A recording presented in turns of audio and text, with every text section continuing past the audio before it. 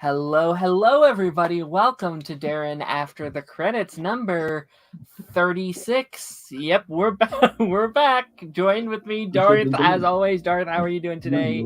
How's it I'm going? good. I'm good. How you doing? I am good. I'm honestly very happy to be back. We took the last week off. I was on vacation, and the whole time, not the whole time, but like halfway through the vacation, I was like, I'm wanting to get kind of back into things. I'm wanting to jump back into talking about these shows and these movies and stuff like that.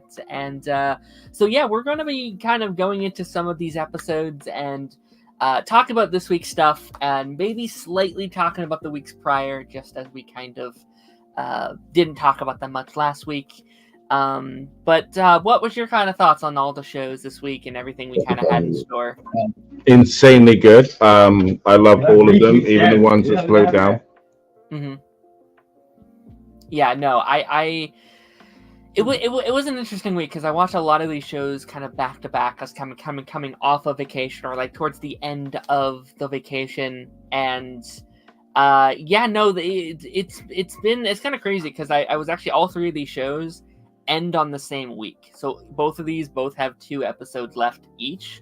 So it's kind of weird to be like, oh, they're all kind of lined up in a way. So they're all kind of heading towards the end of their own individual seasons, which I think is kind of fun. Yeah, no, I think we're going to start with My Adventures with Superman because that's the one you haven't completely got caught up on. And I do just slightly want to just kind of give my thoughts on that as we kind of go here. And I think this episode, okay, so actually I would actually really love to hear your thoughts on episode 7, the one you actually had seen, because I thought that was the one I actually saw a little bit of controversy on within fans. Like, was that an episode that you enjoyed? Absolutely loved it. I liked the context because I like the whole time we'd have been sat there like, how did that happen? You know, waiting for a flashback. And honestly, it's needed because like this iteration of Lois feels a little bit different because of how the choice that she made to break it off with Clark. Like, we gave her the benefit of the doubt and said, yeah, fine, people grow separately and then come back together, that's fine. But she was acting a lot like her dad, you know. Sure. And to see her wrestling with that and to actually have Jimmy call her out on it, which I loved. I love that. Like, because like, yeah, like just because Kara's not Clark, what, you've got like some weird double standard of favoritism for him? Like, okay, yeah. You know, but you need to check yourself because you're acting in a way that's not great. So yeah, good for you, Jimmy. Yeah, like I actually think that's always kind of an interesting thing with this version of Lois, because she is at times a very flawed character. Like, she's not always morally in the right. She does sometimes do things or say things where she kind of has to kind of take a step back and be like, oh, maybe this is not what I should have done. Like, we saw that last season when she jumped off the roof, and then she had a moment where she's like, maybe I shouldn't have jumped off a roof and caused my boyfriend a heart attack or whatever. Like she has those little moments, and I feel like she had that in episode 7 and episode 8 as well, where it's like, shit, I shouldn't have. I was insecure. I was feeling sad. I had this feeling, and this is something we've talked about in like past shows, where it's like, even like Superman and Lois, I actually think does this very well, where it's like, how can I be? How do I date a superhero? How do I date someone that can just save the world and I don't have powers? Like, how do I stand up to that?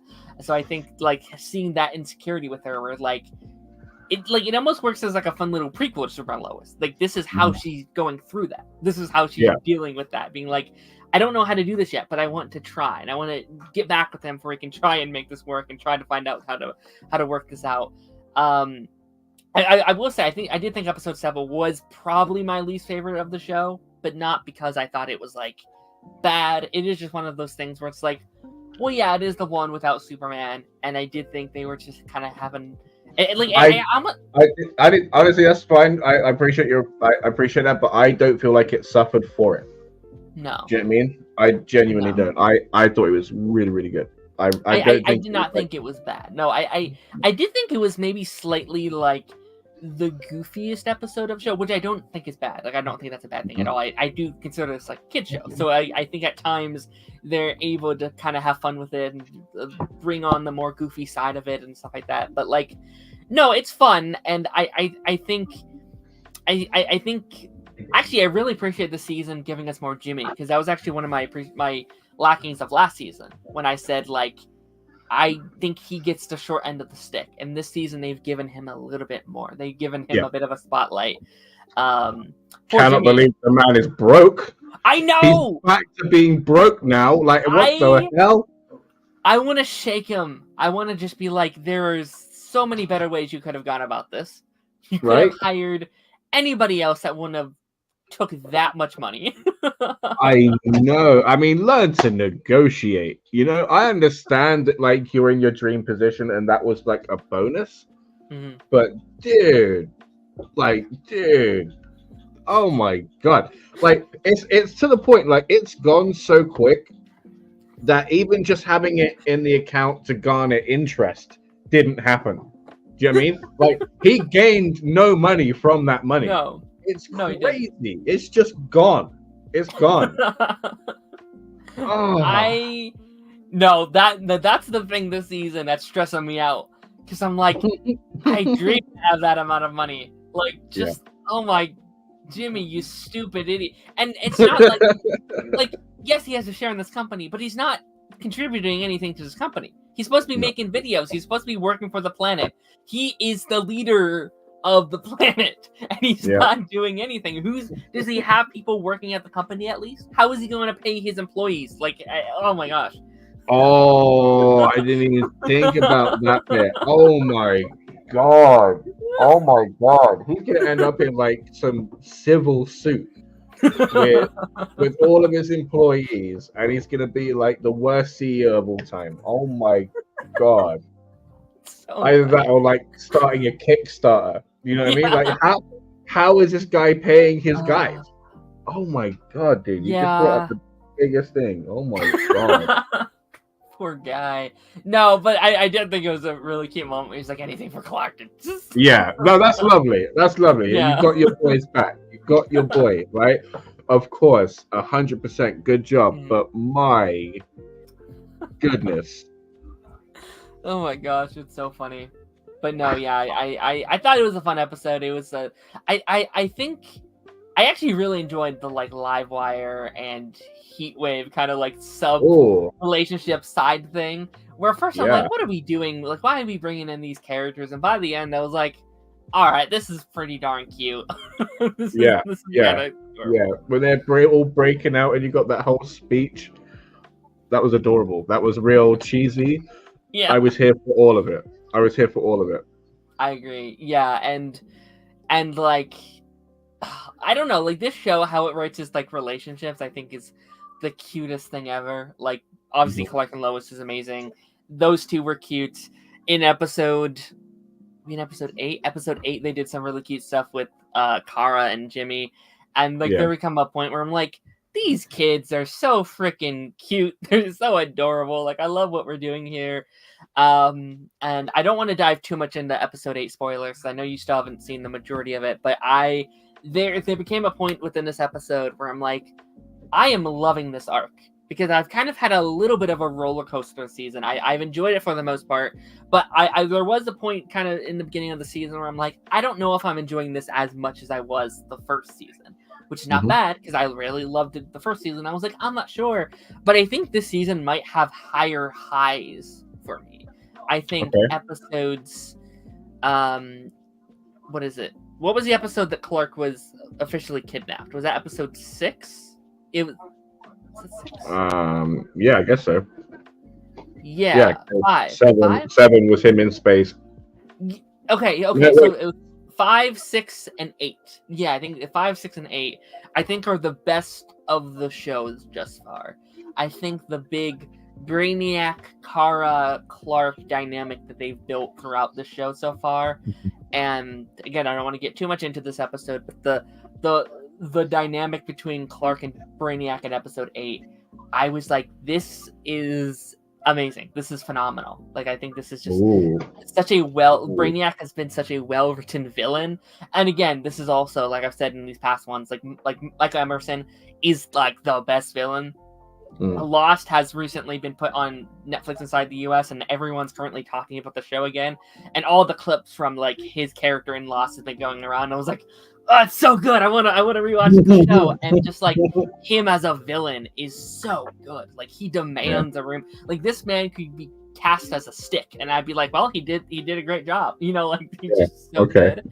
And yeah, his Brainiac I thought was amazing in episode 8. And how they... You can feel that he's so soft-spoken, but you feel how threatening he is. Yeah.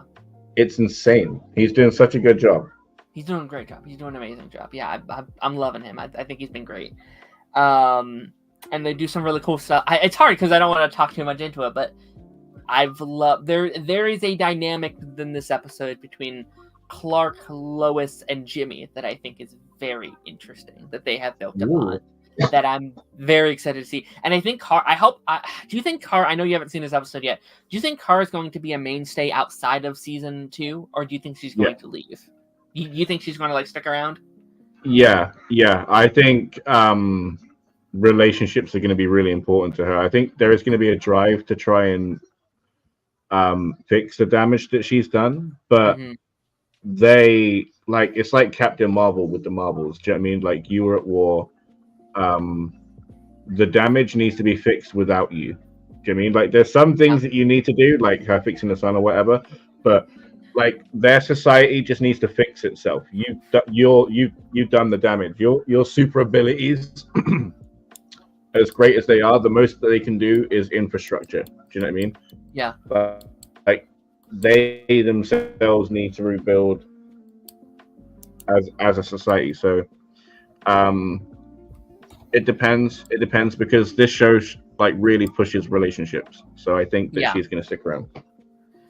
I am very excited to see the bonding between Clark and Kara in upcoming episodes, because I think they've built such an interesting dynamic already that feels so separate from anything we've seen from Kara. Like I feel like typically it's like, oh, like Clark meets Kara as a child, and you know, he has to kind of stay away, and while Kara's kind of doing her own thing. And I feel like having kind of Kara almost be this older sibling to Clark, like she's the older, wiser cousin, but she's fucked up, she's messed up, she's made the mistakes, and now she's kind of looking at Clark being like, well, how do I fix things? Like, how do I move forward with what we have to kind of do here? So no, I thought episode 8 is 8, right? I think 8 might be my favorite episode of the show so far. I think just the way I don't know if it's just the music they played, the action within the episode, the dialogue between characters. I thought it was a really, really solid episode. And maybe next week we could talk about it a bit more once you've seen the episode, and we can fully kind of dive into some of the things. But see, also, a great way to like keep her,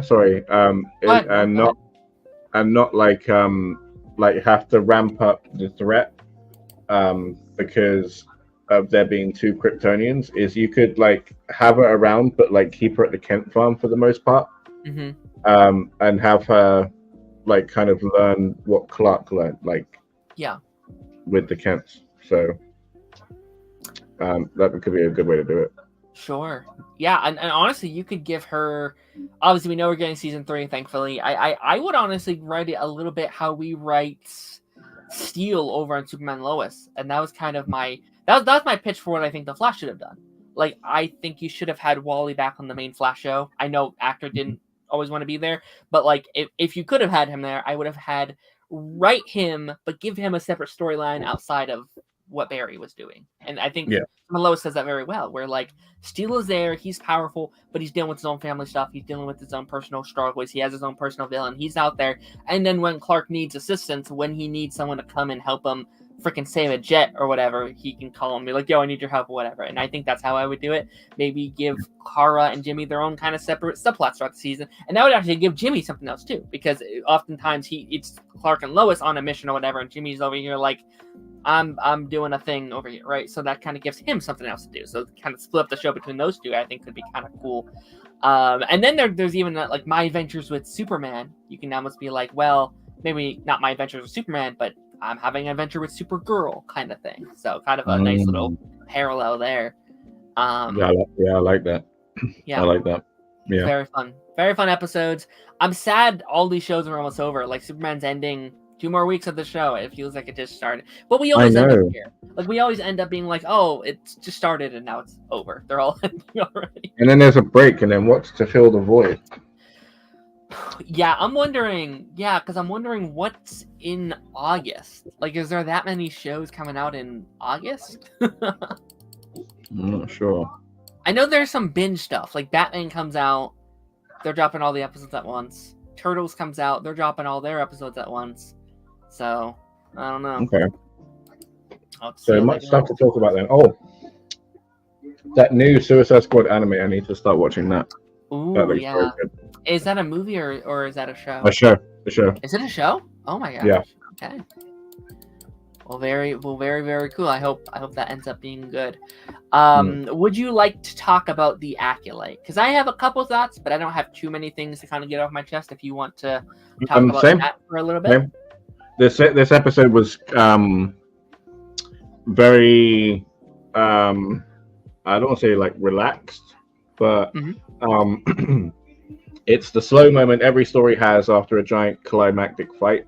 Yeah. And it was setting up the pieces for the final few episodes, which I'm very, very, very excited about. It answered a few questions, set up a whole bunch more. Yeah. And everybody's question is, why didn't Master Soul recognize that it wasn't OSHA before? But one, the guy had just had his apprentice unalived in front of him, like right in front of him, and had his whole morals questioned, his whole ideology of like his religion questioned by the person that done it, and a person that knows like one of his deepest secrets. So his cage was rattled. And you can forgive the man a few moments of grieving and collecting himself, and then he handles it pretty quickly. Yeah, that was kind of I just watched these episodes, and that was an outline thing. I was like, I'm shocked that he didn't feel it, and I was like, well, he's going through some trauma right now. His whole team just got murdered, and I think actually they do a good job of showing that on screen. Like he's very a composed man, and this feels like the most emotion that we've felt out of him. And also the previous episode, we've kind of felt like, he's kind of been a little bit exposed. Like a little bit of his darkness has been kind of exposed to the people around him. He's feeling a bit self-conscious. It feels like he has a lot on his mind, but then also he didn't take him long to then be like, there is something off though. Like there's something a little weird. Is it just because you went through a huge battle, or is there something else here that we got to deal with? So I loved it. I have to say, I do question Kamir's choice in the bathing scene. That was a hell of a swing. Okay. Like, I want to say it feels a little R-worthy, right? Because he knew that she was there, and like it was a part of like some seduction thing. Do you know what I mean?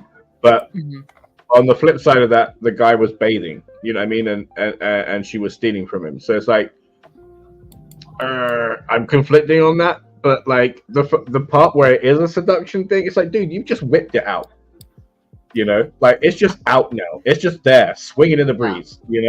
Like that cannot be a part of, like, you jumped so many steps. What are you doing? No, you don't get to that point at the start, sir. So yeah, right. That's my thing. Anyway, so other than that, really, really, really cool. The explanation of the helmet, that is a sensory deprivation helmet. So that that really ties into the character, because his whole thing is like, do not obey the rules, right? And when he means that for like general society, but like I feel like he means that in both the Jedi and the Sith, right? Because he's talking about the rule of two, but I feel like he's still wants to do that his own way. You know, I feel like he was like a Jedi before. I feel like there was a Sith involved, and then he got rejected by them, and then this is where he's like, you know what, I'm just going to be handling all of this myself now. You know, Yeah. I'm out for me, and I want to teach. Yeah, So. I think, I mean, I'll say, you know, I've actively said I haven't been, like, thrilled on the show or anything. I haven't hated it, I haven't loved it. These were the 2 episodes I enjoyed the most from the show. I felt the most engaged within these 2. So that's been cool. Like, last night, I was like, I started the episode, I was like, I don't know if I'm feeling watching this. I was, like, very close to not continuing it. Because I did kind of want to kind of keep up. Like, I'm someone that actually tells people, if you're not enjoying something, don't watch it. And I kind of wanted to kind of like show Stick that. to Like I wanted to stick to that. Like I'm not enjoying it that much. I'm not on, but also I'm not on the internet being like this fucking bull. You know, like I'm not someone who's actively doing that. But so I was like, maybe I'll stop watching it. And I'm actually kind of glad I kept going. I thought episode 5 was fun. 5 I enjoyed on just the basis of like it's like 30 minutes straight of like lightsaber battles and funness. And I was actually like, I think Star Wars is more than just lightsabers, but there is also something really fun about Star Wars that is lightsabers. Like that is a draw for a lot of people. My biggest part, my favorite part. It's for really real, cool. For real, yeah. I thought fights were really cool. I thought dialogue was really fun. Like that was fun. And I actually think 6 was probably my favorite episode so far. I really liked the prospect of like walking in each other's shoes. I thought was very interesting. I felt like we slightly understood each of these characters because I think sometimes Osha and May kind of were blending together for me a little bit. Like I thought like sometimes we're like, wait, which one's which again? And I felt like they could have. I do think they could do a little bit of a better job at like de-interfering those 2 a little bit better. But I thought it was really fun to get to see May see the life of like a Jedi and what they stand for. And then Osha be like, these are the temptations that my sister fell for. These are the things that she's been going through as well. And I do think when they reunite, they are going to have a better understanding of one another. That I think is kind of a cool idea. And I actually really like the themes that they've been building on of like, what does it mean to be a Jedi? Like what? Like I just like this idea of like nothing is black and white, right? Like it's like the villain here is like trying to destroy an idea of what is right. What does a Jedi say is right and stuff like that. So I've quite enjoyed that within these last couple episodes. Yeah, because you're right. It's really really good because there's the Jedi who. Always talk about like the Force being in balance and this and this and this, but always seeking to destroy a Sith the second they see him. You know what I mean? It's not even like, oh, you've done something bad, now we have to take care of it. It's it's a red lightsaber. Everybody, let's go. You know? Yeah. So they are zealots, you know, and Anastaea's point and Kamir's point is right. Like some people are just striving to exist, you know. And it is about power and who is allowed to use it. And the Jedi's are kind of gatekeeping everything. I agree. Which is crazy, you know? And there's so many scenes I love with the villain's name I don't remember on top of my head, but there's moments where like a character will almost do something and say, but I thought you said this way. And, like I thought this was against your code. It's just like shit. Yeah. Yeah. And the costume department need a lot of praise as well because the way that they're telegraphing where a character is through the color choices, right? So like the fact that Kamir, his journey started as a Jedi and he is where he is, but he hasn't. It's not that he's an evil person. He just is out to live by himself and have a student to teach, right? Who's to say what his end goal is at the moment, you know? So he wears black and white.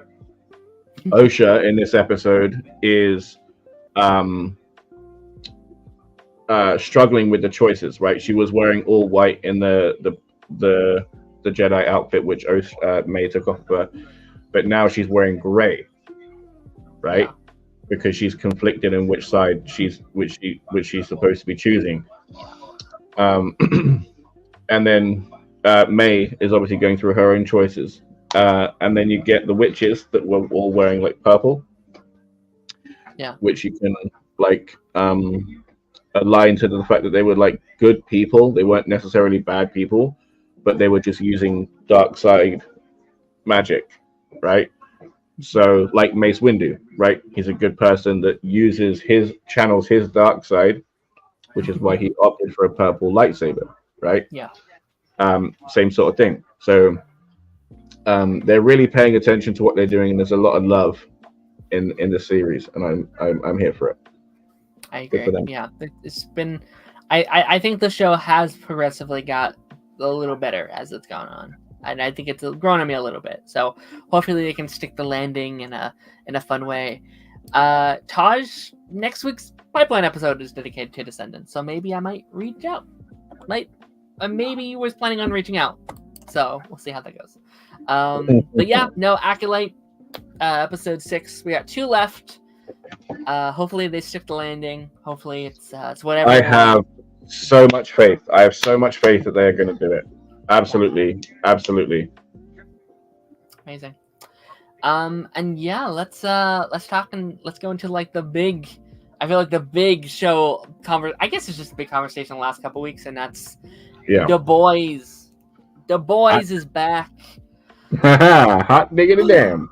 Oh boy, this one I feel like is a bit controversial. I'd argue this is like the first real time where everyone's kind of looking at the show and being like, is this still as good as we remember it being, or as it used to be? I feel like there's a lot of conversations across the board, and it's been a very interesting one.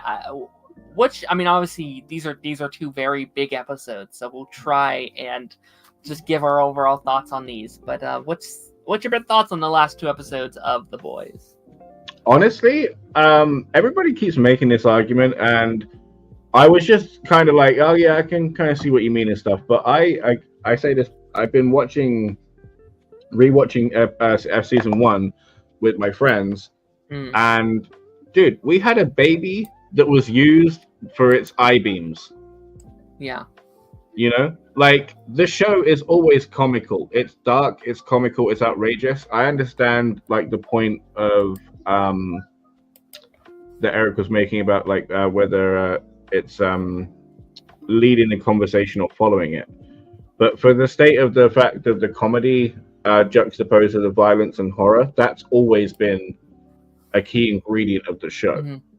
You know, I agree. So there's only some places it might be faltering. I think so like this is something I've been thinking a lot about with this season. I think there's this idea that I do think this is probably going to be my least favorite season of the show. But I think there is a difference. I posted about this on Twitter.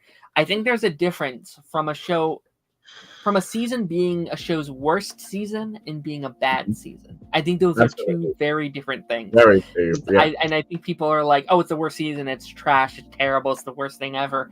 And I was like, no, I think this season is still objectively really good television. It's very well written. It's very well acted. They're bringing in elements that have been amazing. Some of the show's best moments. I do think it overall might be the worst in terms of like what the other seasons. Like, it's still good television, I think. I still think it's of quality TV. Couldn't agree more. I'm not sure. If I think about it, I couldn't tell you which one my least favorite would be. I just love all of them. Because we're growing. The characters are growing with the show. Yeah. You know. And it might be that the show is coming out too fast for the characters to like for them to like take time and think about what they're doing. Yeah. And I get that. Rick and Morty had the same issue.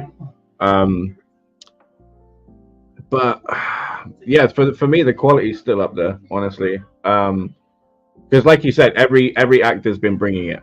You know what I mean? Like so I'm here. I'm sorry. No, I agree. I think, and this episode I definitely think pushed the envelope to the very edge for many people. Like I feel like it like pushed you on the edge. You're like, whoa, is this too far? And I feel like someone's just kind of holding their balance on the very edge of the stick. Was the how do I want to say this? Was the envelope that they pushed, did it push you over the edge a little bit? Was it too graphic or whatever for you? Do you think not at all. ideas No. were too much, or I was loving it, right? The whole episode, I was like, when all that stuff was going on, I was like, you know, I'm there like, what? How? Yeah. What? You know? And it wasn't until like we read that article on the Weekly Geekly yesterday that I'm like, okay. Yes, that's kind of my same reaction, where I think he should have handled that statement better. I think that was the wrong statement. Yeah. But it does bring to light that there is a double standard. Yes, 100%. Yeah. 1,000,000% there is a double standard. What do you do about that? I don't know. Yeah. Because I feel bad about it, but this double standard is there, and I am still laughing at that scene. Yeah. I'm not laughing at Starlight's scene. I want to punch the guy in the face. Sure. But on that scene, I'm sitting there, chuckling and howling away. Mm-hmm. And like logically, I shouldn't be. Yeah. You know what I mean? But I am. I don't know. Yeah, I think, and yeah, I do think. Do I think this episode is bad? No, I think it's good. But I also think it opens up the opportunity for us to look at this and be like, should we be doing better when making art? Should this be something that we should be taking in consideration going forward? Do I think it's bad for them to sometimes make light of these kind of situations? No, not always. I do wish at the end of the episode, though, they did a better job at showing light to it a little bit, because like there's that really good scene when Starlight like hugs Huey and he's like, I miss my dad, and I was like, that's a really good scene. I think that worked very well, but that felt like it was more of a shining light on he lost his father and he was like concealing that pain, instead of like, I was assaulted, right? I went through this very horrible thing, like, and you know, to be fair, he was undercover. Like the villains originally didn't know, right, who he was. Like they thought it was a consensual thing. Yeah. It was prearranged to be a consensual. It was already sorted out, and he like jumped in and took somebody's place without anybody knowing, right? So like there was a real nuance to this conversation. Like we were having one yesterday, some friends and I, about if a person uses a fake ID to get into a club, the person that they hook up with, you know what I mean? Like legally they're at fault, but you know, it's a gray area morally, right? It is. So like there is like a real gray that we're swimming in at the moment, and I need them to unpack it down the line. Yes. His dad was more important to deal with because he just lost his dad. He needs to like cry about that first, but he definitely does need to unpack it, because he was sitting there saying, I'm not okay, like some weird stuff just happened, but I'm still not okay. So like I think he was saying, I'm not okay and I'm not okay. Yeah. I lost my dad, please help me, you know? Like so there is still something to unpack here, and like that needs to happen for me. I agree, and also like going back to the air cryptic thing, I think that's the worst possible thing you could say in that situation. Like you could literally turn this on your side. All you have to say is like, yeah, we thought it was super important to shine a light on these tough situations. Boom, you're the hero. You're the hero. Yeah. That's a great statement. You're shining light. Instead, it was like, yeah, it was funny. That was a funny thing. I was like, why? Yeah. Why say that? Like, that's so weird. Dude.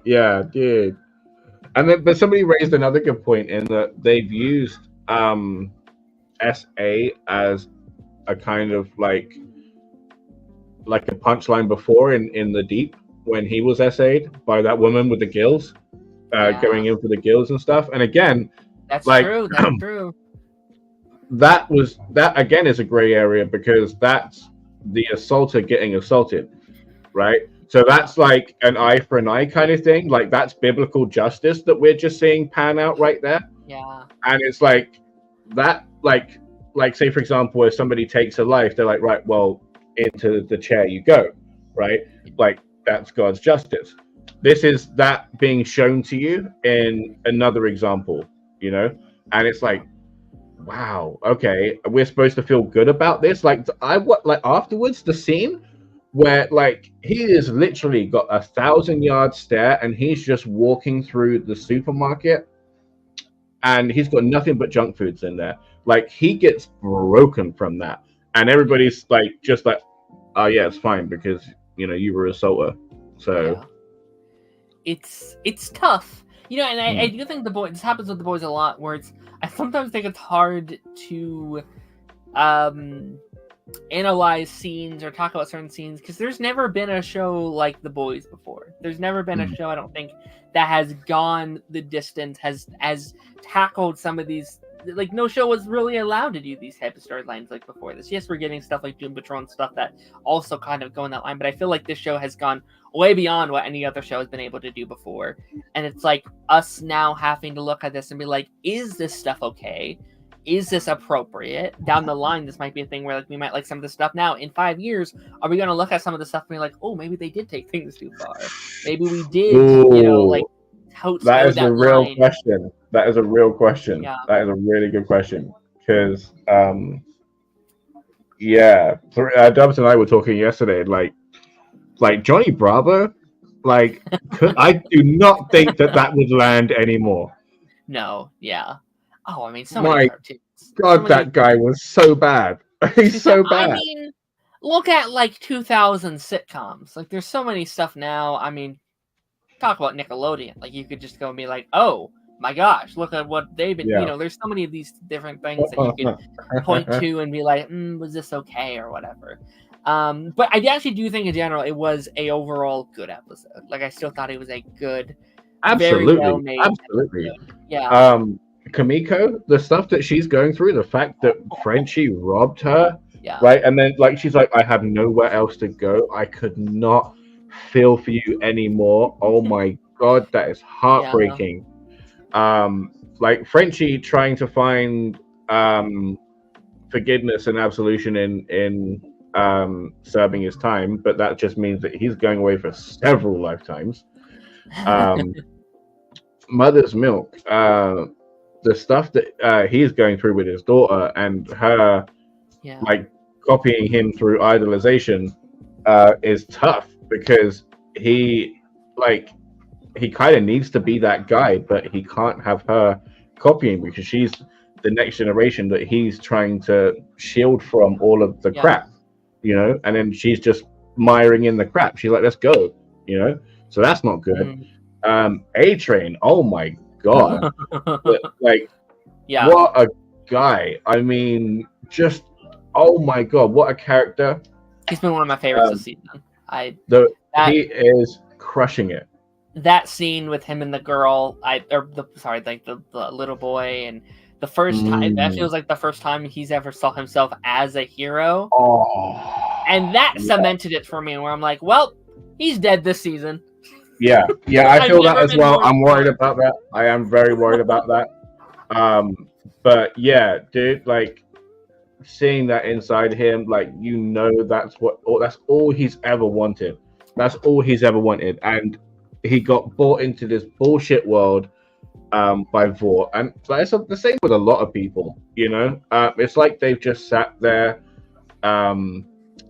and fanned the flames of the worst of them. You know, it's like, oh, we don't care about your vices. We just want your image. You go do what you want in your private life. We'll facilitate that. You crack on. Just be here on time. Say your lines. Look how we want you to look, and we're good. You know. Yeah. And it's bad. It's bad. Huey's amazing. That Jack Quaid, right? From the comedy that he has and the heartbreak, and then also being Superman, like, this guy's all over the damn place with talent.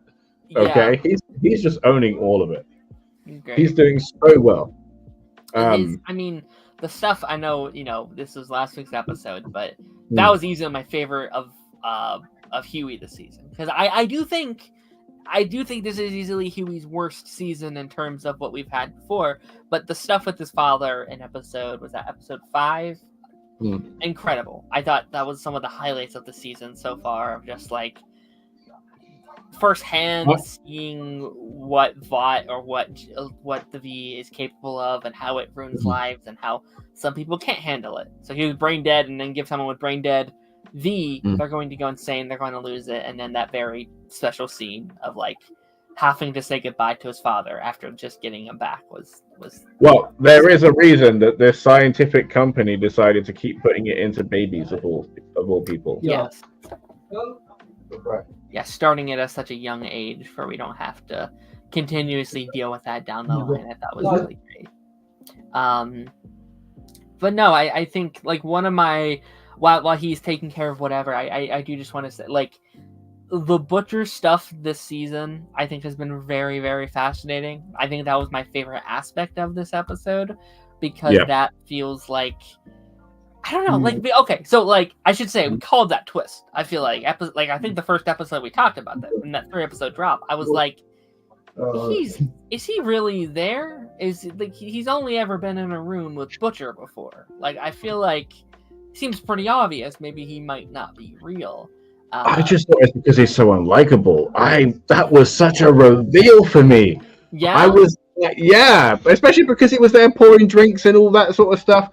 And then with Samir like losing a leg, and then he's like, "Oh, don't worry, we'll patch you up." You know, like I was just like, "Okay, yeah, what?" Like, oh, and when he sat there and he spoke to her, I was like, "Oh my god, no way! Oh no!" Yeah. No. Oh my god. What does that mean though, right? Because I have an issue the fact that he's now got a sentient tumor/parasite cracking around in his brain, because that has to be resolved before we get to Scorched Earth of season 5. Yeah, I think it's a season, and can I say how much I love the decision to cast Jeffrey Dean Morgan as like evil Butcher. Like, I think that's so good, because I feel like in almost every role he plays, if it's Negan, if it's like John Winchester, what's fun about him is like the kind of like evil, like demented side of him. Like, we love, like, when it comes to Negan, later Negan's fun. It is fun to just see Negan bash heads in and kill people and just be like, you gotta be, you know, like, he's like, his energy is so much fun. So you cast him as a just evil character. Like, this is a character that doesn't need morals to hold him back. He is the bad side of Butcher, which can be very, very bad, right? The bad side of Butcher is like the worst of humanity, and then the good side of Butcher is the good part. Like, you know, like there's those errors to him, and you could just have Jeffrey D. Morgan now just be like, go off, like, have fun, be the most evil bastard you want to be, and I'm so excited for that. Like, that scene at the end of the episode where he's like, shut your damn mouth. It's just like, oh my gosh, that's I know. So good. I'm so excited for these final two, because I think we're going to get to see Butcher and then also Jeffrey Dean Morgan kind of take over a little bit, and I think we're going to see the more evil side of Butcher just fully unleashed, and that to me is exciting. Do you think, like, because of the way that the tumor has become like a thing, that the tumor's become a thing, that the virus that kills Soups is what's going to be the thing to take it out? Ooh, that's a good theory. Maybe that's how we get rid of the tumors. We kill the V in him or whatever. Yeah, maybe. Yeah. Because that frees him up for season 5 to be, you know. But then maybe the damage that's been done by it is also like irreparable. So he's still on a clock, but he hasn't got something talking to him inside of him while he's dealing with something. Maybe. You know? Yeah, and also I feel like we called this plot line early in Gen V, as soon as we kind of found out about the virus. Like, we can go back to those episodes and we can be like, oh yeah, we talked about how Butcher is going to have to make a choice. He is now now has Starlight, he has Kimiko, he has Ryan, but his original goal in the first season was they all gotta go. They're all bad. They all have to die. And we've seen him grow. Even taking Huey to a survivor of collateral damage support group. and kicking off at them and have this again. I've been rewatching season 1. Then he had to go at them with a talking stick. There was a guy from Vought in there, like telling him of their woes. Like so good. Yeah, no, it's such a great place to put him as a character. Like, I think it just shows how much Butcher has grown throughout the show, but also how much he does still live on to those kind of motivations and dreams. And I do think there becomes a point with it where it comes this idea of like, what are we actually fighting for at this point? Like, again, it starts off kill all the Supes, but is that really what you still want? Or do you just want to kill Homelander? Do you want to take down Bot? Like, I feel like the goalpost has changed a little bit, so it's interesting. See, something I brought up again in the weekly is that, like, there's so many complicit people in this universe, right? Yeah. Like, it's not just the people at Vought; it's the people that Vought are contracted to, the people in the government, all of the people at the S parties. All of the people like in the clubs and this and that, like the speakeasies, the people that facilitate in the crimes, like all of it. Like, there needs to be like a whole changing of the guard. There needs to be a whole generation of people that need to be held accountable, because like, I understand like there's being coerced to go along with a crime, but when it becomes like just a part of the society you're in, you're then just a cog in the machine. You can't you can't complain about that. You're in it. You almost need like a Noah's Ark situation where it's like, put a spare few aside. And then, because like even the boys, like we've said this for years, this is a show where there aren't necessarily good characters. Like even, I mean, I think that's why I even love Starlight a lot this season, because I think Starlight was always the one like, oh yeah, she's the one good character. Her and Huey, like, yeah, they're the okay ones. And then even this season, we're seeing like, oh, okay, she has a side to her that wasn't always good. Like, she did bad things in her past, maybe not to the extent of Homelander or the Deep or Butcher, but she's not an innocent character either. And I think that almost makes her a more interesting character. So it's tough. Like, what happens when your good guys are still the bad guys? Well, this is what happens with the Suicide Squad. We still cheer them on. Yeah, true. I really enjoyed. I mean, I do just want to slightly go back just to episode 5 really quickly. How did you enjoy the inclusion of like our Gen V folk? Because I was super sad I missed that episode, because I was like, oh, they're here. We love Gen V so much. They were in a lot less of it than I thought they were going to be. I will say that. I feel like they're coming back, right? That isn't just it. They have to. Like, because there's scenes like of them together talking, like Kate and Sam, that we haven't seen yet, right? Yeah. Hopefully, I'm hoping. And I mean, what a dangerous position for Kate. Like, I hate Kate. That's like, whatever you need, Homelander. I'm like, no, Kate. That's also, like she had her arm blasted off by Marie, right? Her forearm. Oh yeah, but she's there with, I'm imagining, a prosthesis, looking top notch. Because I was struggling to remember which arm wasn't there anymore. Maybe there's, Vought has a lot of resources. Maybe there's a soup that can like regrow limbs or something. But yeah, no, you're right. I didn't think about that. And like, let's be real. We said this last season. All Homelander really needs in this situation is Kate. Kate can really do whatever she wants. Yeah, like she can control a nation. So maybe God. Homelander using Kate on Sage. Yeah. Ooh. Yeah. Get her to tell me everything I need to know. Like, get her to like just not play her games, but help me play mine. Yeah. But he'd be unstoppable. Yeah. And I mean, last season we were saying like Kate could take on Homelander. I think.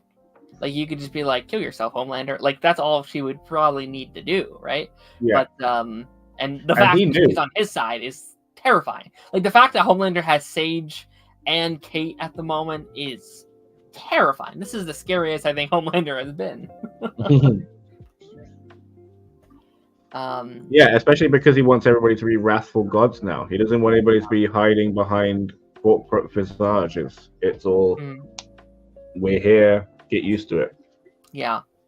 Yeah, and I thought I really liked the scene with Newman this episode. Like Yeah, Homelander's very good, very in good. the spot of like, well, I he's someone that he has all this power, but he doesn't really know how to use it. Like he doesn't know the politics. He's like a little kid that's like, I want this thing. But it's like, but you don't know what it takes to get this thing. You don't know how politics work. You're just spouting out this garbage. You have an end plan. You don't know how to get there. And Newman does know how to get there.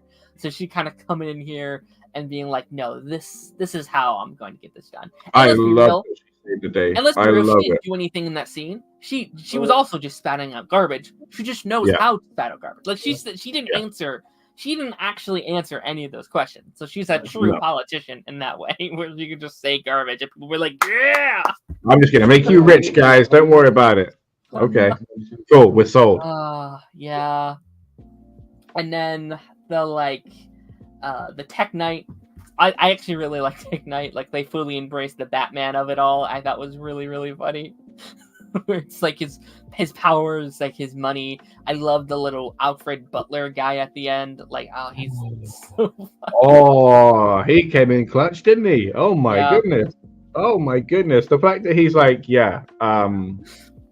like what was it? Prison camps was his line. You know? Dude, it's like that's which line. valid. So valid. I love that you have a line. Good for you, dude. Yeah, no. Good for you, man. I love this idea of like a universe where like Alfred's done with Bruce's bullshit. He's like, no, we gotta stop. We can't be doing this, Bruce. And it's such a good joke that like his code word was Zendaya. Like that's such a good joke. I didn't get it the first time. I was like, oh, he's just attracted to Zendaya, and I was like, yeah, that's what I thought. Is what he loves most. That's really funny. That's a really good joke. Yeah, that's what I thought. I was sitting there with you. I was like, that's just funny. I was Zendaya. She's, everybody loves Zendaya. Yeah. And then my mate was like, oh yeah, because of Spider-Man. I was like, oh my god, of course. How did I not even? Oh, dude, you're a genius. That's great. That's really funny. That's great. That's great. And it works because like if you don't get it, it's like, oh, everyone loves her. It's whatever. Like that's funny. Whatever. Yeah. It's like no. It's it's so good because throughout the thing, he's naming off spider themed thing. It's like the cobweb or like tarantula, and it's like Zendaya. That's funny. That's good. That's a good joke. Great. Anything that we haven't mentioned yet that we forgot to talk about or you'd like to mention? Just that I love Black Noir. I love Black Noir. He is a constant surprise. Yeah. From episode 1 to now, he is a treasure. He is an absolute treasure. Give me more of it, please. But yeah, no, I'm good. That's it. Yeah, and from my understanding, and maybe I read this wrong, apparently the stunt double from the first 3 seasons is the actor who's playing the new Black Noir, which I think is a really cool thing. Like the actor who's been here for 4 years is now just the main actor to play him, which is such a fun thing for them to do. I think that's really, really cool. But yeah, I'm curious to see where. Oh, actually, we do really quickly need to talk about the ending scene with Homelander and Firecracker. Oh my goodness, his face when oh my god, Anthony Starr is a tremendous actor. Mm-hmm. Yeah, sorry, go on. No, this just I don't know, like it's so funny. I don't know. It's a weird thing because it's like Homelander is so powerful in this world, and he feels like he has so much like amicity and control, and then you just splat milk at him, he becomes into a little baby. Just like this freaking guy, man. Like this guy. Oh, it's crazy. And I mean, it's she knew how to take control. Like in that moment, she took the control away from Sage and took it into her own hands, which is probably very dangerous for her. I think if Sage does become, it seems like now she's going to almost become his right hand after that. No, like I think that was the safest swing she could have taken Yeah. Like it was dangerous to try Yeah. because he could have just gone, how dare you try and expose me like that or whatever. Like he could have acted Homelandery about it, but like the second, like that's his kryptonite, that's his Achilles heel. How she found that out, I don't know. Like that's all those like conspiracy things that she's a part of, Yeah. right? But she put the effort in, and now she has the golden ticket. She's safe. She is safe. Well, like and honestly, like the guy had like vials like refrigerated in his apartment, locked away, right? Yeah. The man, honestly, like she's now up there with Ryan. I feel like he's clutching her like a handbag and using her. He's gonna be like just.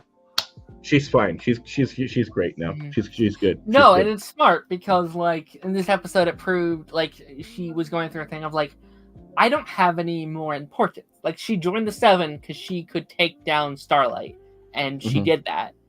Now what's her importance on the team? They don't need her. They don't want her. They could kill her right now and they'd be okay. And she knew, and she knew that. Like she realized that her usefulness had faded away. What can I add to this team? What can I give to Homelander that no one else can? Yeah. I found that, but this is what it is. I am willing to do for you what no one else is willing to do. And that scene, the American flag in the background, and you're just rocking him like a little baby, is so so crazy. Yeah. I mean, talk about sending a message, right? Oh my god.